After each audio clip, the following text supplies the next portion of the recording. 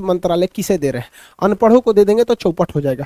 भारत से भी कई राज्य हैं जिनसे अच्छा संकेत नहीं है। समझिए ध्यान से, किसी भी स्टेट का या देश का जीडीपी जो होता है वो ये दिखाता है कि इस साल वहां पर कितने प्रोडक्शन होंगे एक साल में, और उस जीडीपी के बाद डेट टू जीडीपी रेशियो निकाला जाता है कि जितना प्रोडक्शन एक साल होगा उसका कितना परसेंट लोन चुकाने में जाएगा। तो लोन लेना गलत बात नहीं है, बट एक लिमिट में लेना चाहिए। यहाँ पर कहा जाता है कि जीडीपी का 20% अगर आप लोन लिए हैं तो ये एक नॉर्मल चीज है, यहां तक ठीक है, लेकिन इससे ज्यादा जाता है तो खतरनाक माना जाता है, और 60% क्रॉस किया तो एकदम ये डेंजर हो जाता है। 60% से ज्यादा डेट टू जीडीपी रेशियो नहीं होना चाहिए। अब होगा कैसे भाई? साल भर में हम जितना कमा रहे हैं उसका 60% उसी में ब्याजें चुकाने में, लोन में कर दें, बचेगा क्या हमारे पास?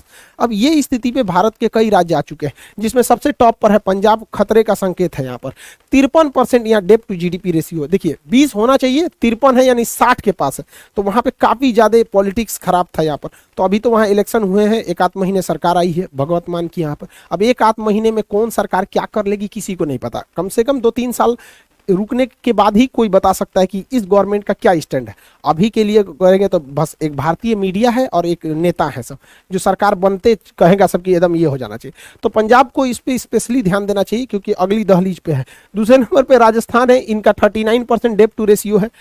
उसके बाद 38% पश्चिम बंगाल का है, 34% उत्तर प्रदेश का है, और आंध्र प्रदेश का 32% डेट टू जीडीपी रेशियो है। यानी ये लोग श्रीलंका जैसी स्थिति के लिए मतलब अब धीरे धीरे जा रहे हैं। 60% थ्रेशोल्ड क्रॉस कर जाएंगे तो बहुत दिक्कत हो जाएगा यहाँ पे। श्रीलंका का डेट टू जीडीपी रेशियो 110% था, इसलिए डूबा यहाँ पर। ग्रीस जो डूब गया 2012 से 15 के बीच में पूरी तरह, उसका डेट टू जीडीपी रेशियो 200% था, इसीलिए पूरी तरह से चौपट होगा। हमारे अगल बगल के कई देश भी हैं जो इसी संकट में आने वाले हैं, जैसे नेपाल। केपी शर्मा ओली याद होंगे आपको, क्या नौटंकी किया था इस बंदे ने, पूरी तरह भारत और नेपाल के रिश्तों को खराब करके रख दिया। ठीक हुआ ये गया, वरना भारत और नेपाल के रिश्ते को एकदम रसातल पे गिरा देता। इसका डेट टू जीडीपी रेशियो 53% है। यहाँ के वित्त मंत्री को पता ही नहीं है कि ये डेट टू जीडीपी रेशियो होता क्या है यहाँ पर।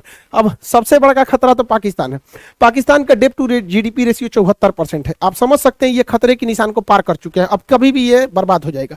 खतरा इसलिए है कि पाकिस्तान एक परमाणु संपन्न देश है, और परमाणु संपन्न देश का स्टेबल रहना जरूरी है, क्योंकि अगर वहां गृह युद्ध होगा और श्रीलंका जैसी स्थिति होगी, यूक्रेन जैसा स्थिति हो गया, सीरिया जैसा स्थिति हो जाएगा, तो किसी के हाथ में परमाणु बम लग जाएगा, उससे कहीं चला देगा। अब पता चला आप मोहल्ले के किसी नॉर्मल आदमी को AK-47 निकाल दीजिए तो बरस करेगा इसे 47 लेके ले।